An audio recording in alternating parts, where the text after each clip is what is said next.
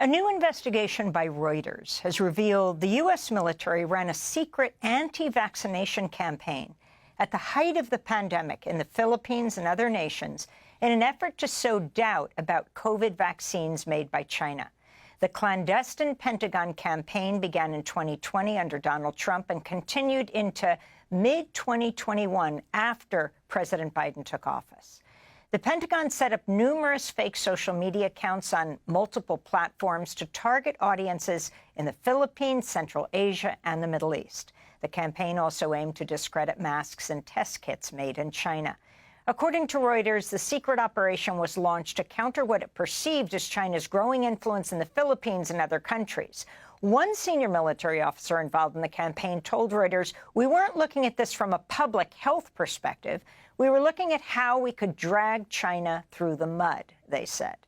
For more, we're joined by the reporter who broke the story. Joel Schechtman is an award-winning investigative journalist who's written for Reuters and the Wall Street Journal on national security, intelligence, and cyber espionage. His recent Reuters piece is headlined, "Pentagon Ran Secret Anti-Vax Campaign to Undermine China During the Pandemic." Joining us now from Washington, D.C. Joel, thanks so much for being with us. Lay out your major findings. I mean, this is just explosive, what you have discovered. So basically what we found was that when COVID-19 broke out in January, February 2020, obviously the entire world was not prepared for what was going to happen next. But in certain areas of the national security establishment in Washington, immediately they saw this through the kind of prism of this kind of new Cold War with China, right? And the issue is that had already been heating up. And there's this idea in Washington now that China and Russia have been just very successful with these kind of information operations, this kind of propaganda campaigns of the type that the U.S. used to also do a lot during the Cold War. But there's this idea that Russia and China had really gotten ahead of the United States in the years since the Cold War. And in 2016, you have the hacking and leaking during the election to affect the outcome of the election. And there's this idea that China has really been getting ahead in that sphere as well, in influencing allies and spreading misinformation. And that's the backdrop to what happened in 2020, where COVID breaks out, and immediately, or within a few months of the outbreak, China starts spinning this narrative that not only was COVID not created in China, but that actually was brought to China by the United States military. That maybe it came out of Fort Detrick, or maybe it came through a military service member who was participating in a sports competition there. Then they start spreading that narrative, and from the Pentagon perspective, there was just this tremendous anger that this narrative was starting to take hold in countries, like the Philippines and Southeast Asia, and so they felt that they had to strike back. And the other thing that was going on at that period was that even in the early days of the pandemic, the U.S. was starting to come up with a vaccine response, but one that was going to really put America first. It was a very America first vaccine policy, whereas very, very early in the pandemic, China came out publicly and said that it was going to try to make its vaccines publicly available in the developing world, right? And all of this starts to play out in the Philippines, which is a country that traditionally was a very close U.S. ally, right? And traditionally, it's a very close U.S. ally, but had started to move away under President Duterte, had started to move away from the United States and started to move towards China anyway. And then the pandemic breaks out, and Duterte cuts this deal with China that it's going to be the first in line for China's vaccine that's under development. And at the same time, Duterte says, okay, I'm going to also get rid of these old U.S. military agreements that we have. They're no longer relevant. And so within the Pentagon, within Washington, there was this fear that they were going to lose the Philippines, so to speak. And so they launched this secret propaganda campaign in the Philippines and elsewhere in Southeast Asia to try to denigrate China's vaccine. And what made it particularly controversial, I think, or controversial now, right, to look back at it in hindsight, is that it's not that the U.S. was secretly, not just that the U.S. was secretly denigrating a vaccine at the height of the COVID pandemic, which by itself is kind of problematic, but it was doing this at a time that no other vaccine was going to be available in the foreseeable future, right? Like the United States' vaccines did not become widely available in the Philippines for like 10 months, for 10 months after they got the Chinese one. So the Chinese one was really the only game in town in the Philippines for like almost the first year of, for almost an entire year. And so, you know, you have Sinovac, which is really the only one that most Filipinos were able to access. And the Pentagon was using these kind of secret social media accounts on Twitter and Facebook to say that this vaccine was harmful, that it was dangerous, that it was at least ineffective, and that, you know, China caused the virus to start with. So, ergo, you know, how can you trust any vaccine that comes out of the country that created the virus itself, right? And they were using these kind of fake accounts that sort of purported to be Filipinos and trying to really stir up this message that, you know, I mean, what's your track record with Chinese products, right? Like they're all fake, right? You know, what have you seen in your own life? You've seen that Chinese products are fake. How can you trust a country that always creates fake products to make a real vaccine?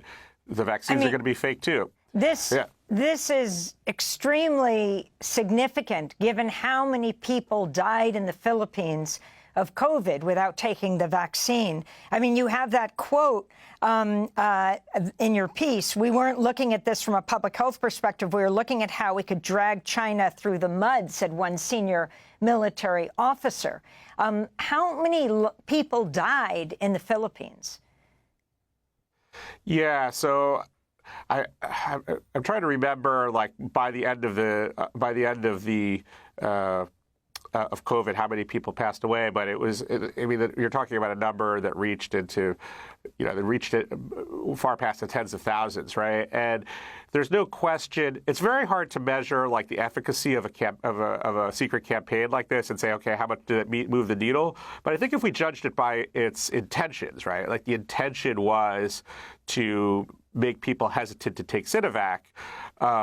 There's no question that to the degree that that was successful is incredibly harmful. There's all kinds of public health research in the Philippines that shows that vaccine hesitancy, specifically towards the Chinese vaccines, led to a large number of deaths because, again, that was the only vaccine that was available for, you know, from like February 2021 almost till early 2022. It wasn't the only one, but it was almost the only one, right? Like it was the only one you could reliably get at that point in the country. And the fact that people were so afraid of taking that because of their history of sort of suspicion towards China really had like a very adverse impact. Now, it's hard to say exactly how much the Pentagon throwing fuel on that fire, like how much of an impact that had. But if you judge it by its intentions, to whatever degree they were successful at their intentions, it was incredibly harmful. You suggest toward the end of your piece, Joel, that there is a kind of broader move underway within the U.S. military to get more involved in clandestine propaganda to undermine adversaries like China and Russia. Both of these countries, of course, criticized by the U.S. precisely for deploying these methods. Can you explain? Yeah, so like I was mentioning earlier, there's this idea that the U.S. has been flat-footed in sort of responding to Chinese and Russian covert propaganda efforts. And there's this idea that, you know, we've been like a little bit too hesitant, a little too kind of moralistic in our response. And as a result, we've kind of like ceded this sort of information space battlefield to them. And there's this idea that we need to kind of fight fire with fire. The United States needs to take the fight back to the adversary in that realm. And it needs to envision, you know, PSYOPs, as they call them, as having a much bigger role in sort of shifting shifting the political dynamic, right? That PSYOPs, their role is not just in a hot like war and dropping leaflets, encouraging surrender, but it really needs to be part of this kind of ideological battle and potentially be used to kind of undermine civil society within within within our adversaries. Your piece concludes by noting that General Dynamics IT, which worked on the anti-vax campaign, just won a contract worth almost $500 million, $500 million, to, quote, continue providing clandestine influence services for the military. Explain. Yeah, so General Dynamics, there's a lot of different aspects of these psychological operations, right? Because it's not just online, but for the online part of it, General Dynamics was responsible for the largest Pentagon contract that was involved in this kind of anti-vaccine kind of COVID propaganda. They were the ones that were kind of running the accounts. They were them, or their subcontractors, I should say, were running the accounts, running the propaganda during that period, and they actually got into a lot of hot water, not so much just because of the kind of moral elements of this or the ethical elements that we're discussing, but more because they really got caught, right? Like the accounts were discovered by the social media companies, like the tradecraft they used to disguise themselves was very poor, and so they got into a lot of trouble. And people in that world were like kind of shocked on that basis for why they would get like another contract so soon after to do the same thing, when they were discovered. Kind of repeatedly and called out repeatedly, just like a year ago or 2 years ago. So, going forward, my understanding is that they're going to continue to be the prime or like the main contractor behind this kind of clandestine online kind of propaganda operations. These kind of you're talking about setting up, as they call them, right? PSYOPs, psychological operations. You're talking about setting up fake sites, fake websites, fake accounts, fake social media accounts like Twitter, sock puppets, if you will, to kind of amplify these propaganda lines in countries that the U.S. is in competition with.